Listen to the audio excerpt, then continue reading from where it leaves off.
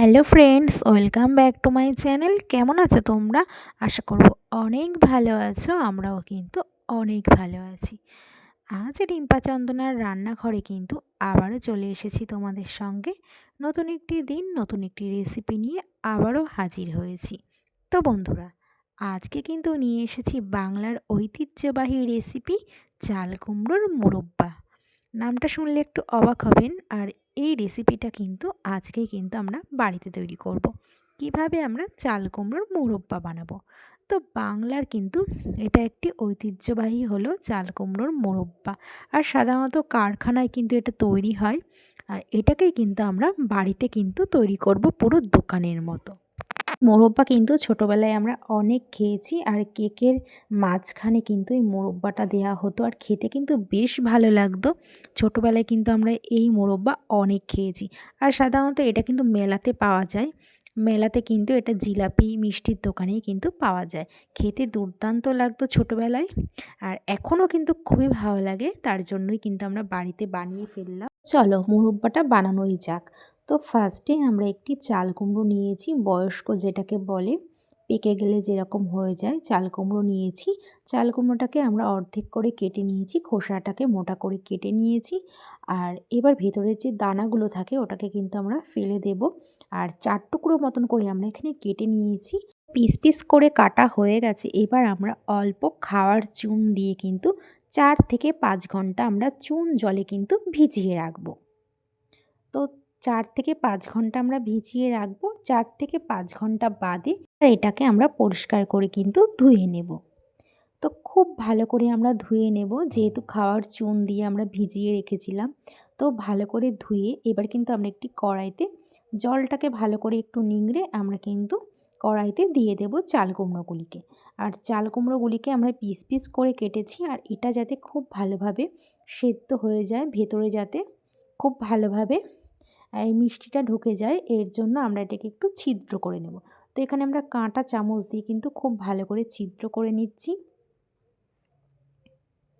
তো এইভাবে কিন্তু আমরা সবকটি কিন্তু করে নেব।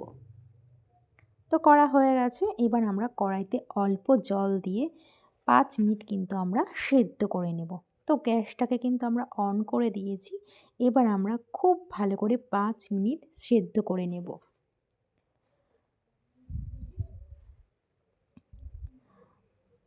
তো আমাদের কিন্তু সেদ্ধ হয়ে গেছে। এবার 5 মিনিট বাদে আমরা কিন্তু চাল কুমড়োকে কিন্তু তুলে নেব, পিস করা চাল কুমড়োকে।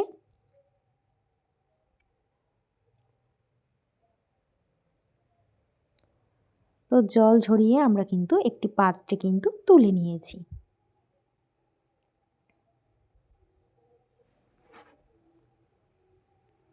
তো আমরা এখানে কিন্তু 500 মতন চাল কুমড়ো নিয়েছি। তো 500 চাল কুমড়োতে আমরা 300 চিনি দেব। তো জল ঝরিয়ে আমরা কিন্তু নিয়ে নিয়েছি। এবার আমরা একটি কড়াইতে কিন্তু আবার ঢেলে দেব এই চাল কুমড়োটাকে। যেহেতু আমাদের সেদ্ধ হয়ে গেছে, খুব ভালোভাবে সেদ্ধ হয়ে গেছে, এবার আমরা এর মধ্যে কিন্তু 300 চিনি কিন্তু অ্যাড করব।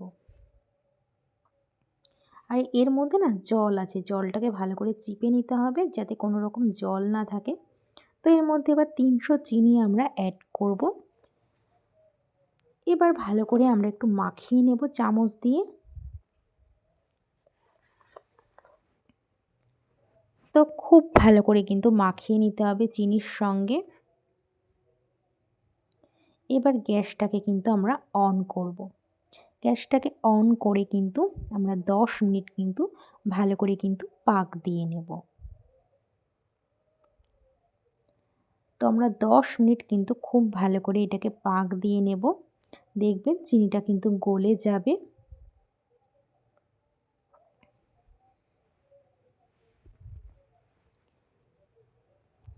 তো এইভাবে কিন্তু আমরা 10 মিনিট কিন্তু ভালো করে পাক দিয়ে নেব। আর একটু ভালো করে নাড়াচাড়া করে নিতে হবে মাঝে মধ্যে।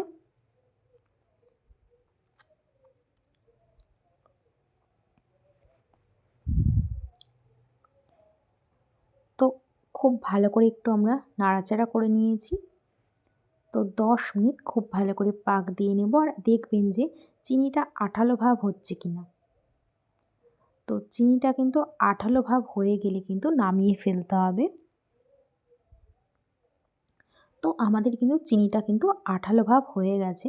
আর এই ছিদ্রটা করেছিলাম এর জন্যই, তাহলে খুব ভালোভাবে মিষ্টিটা চাল কুমড়োর মধ্যে ঢুকে যাবে।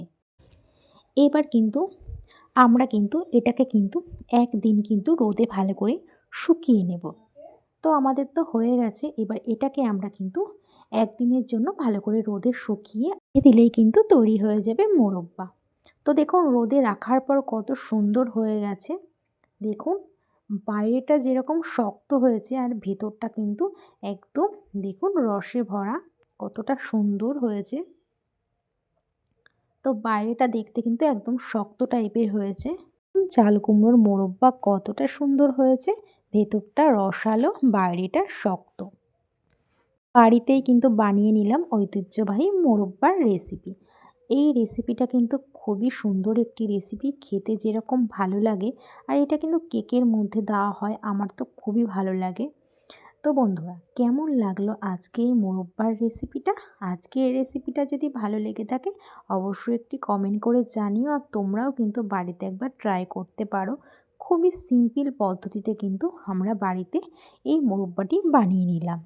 পুরো দোকানের মতন দেখুন কতটা সুন্দর হয়েছে। যদি ভালো লেগে থাকে অবশ্যই একটি কমেন্ট করে জানাবেন।